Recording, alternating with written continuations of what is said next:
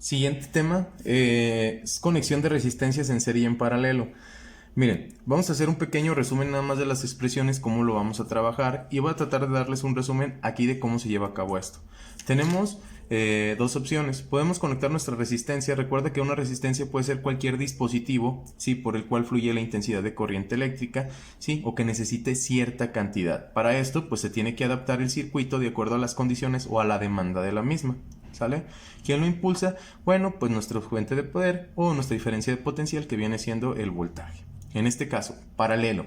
Cuando nosotros tenemos resistencias conectadas en paralelo, tenemos que tomar en cuenta que se van a llevar a cabo, se dividen por ramales. Los ramales no son más que estas divisiones que salen aquí. Por ejemplo, aquí voy a poner que esto es un ramal, ¿sí?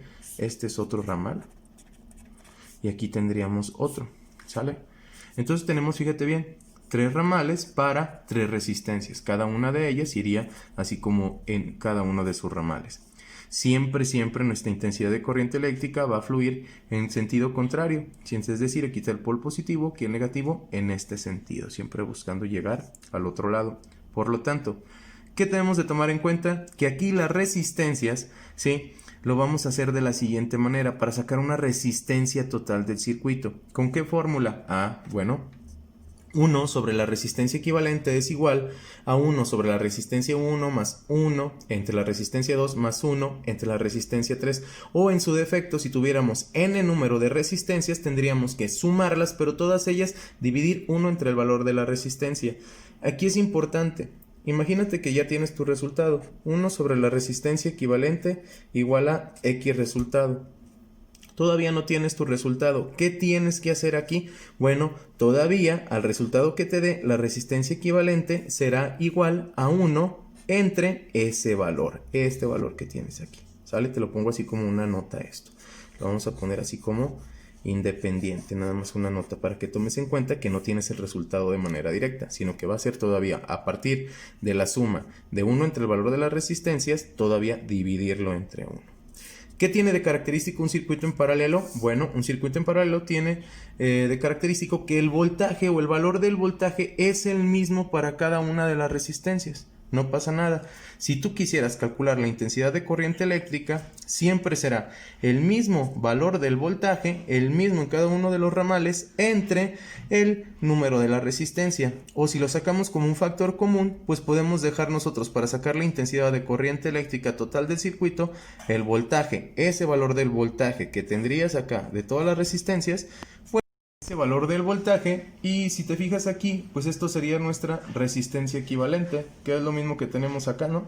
La suma de 1 entre el valor de las resistencias. Sería lo mismo, dependiendo ya cuando lo llevemos a los ejercicios. Bien, ahora vamos a nuestra segunda opción, que es una conexión en serie. ¿Qué tiene característico la conexión en serie? Muy sencilla, están las resistencias conectadas una tras de otra, de forma seguida. Hubieran podido quedar aquí todas seguidas, o como lo pongo de esta manera, o a lo mejor quitar esta y ponerla acá, dependiendo la distribución que tengan. De la misma manera, la intensidad de corriente eléctrica fluye en este sentido. Siempre busca el polo positivo, donde esté el lado negativo, por ahí va a fluir tu corriente eléctrica, la intensidad de corriente eléctrica. Y bien, ¿cómo saco la resistencia equivalente o total del circuito aquí? Pues simplemente sumarlas de manera directa. Muy sencillo.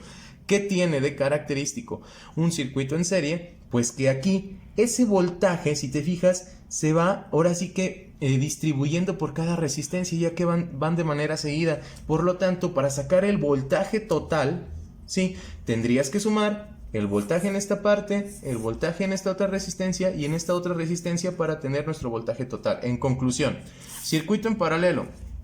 Calculo mi resistencia equivalente como la suma de las resistencias, pero cada una de ellas 1 dividido entre ellas mismas. O X número de resistencias, en este el valor del voltaje siempre es el mismo. Y para sacar mi intensidad de corriente, tendríamos el valor del voltaje multiplicado por la resistencia equivalente, ¿sí? En circuito en serie, suma de las resistencias para sacar la equivalente, todas sin ni siquiera hacerles nada, y el valor total del voltaje sería el valor de cada resistencia, el voltaje de cada una de ellas sumado para tener un voltaje total.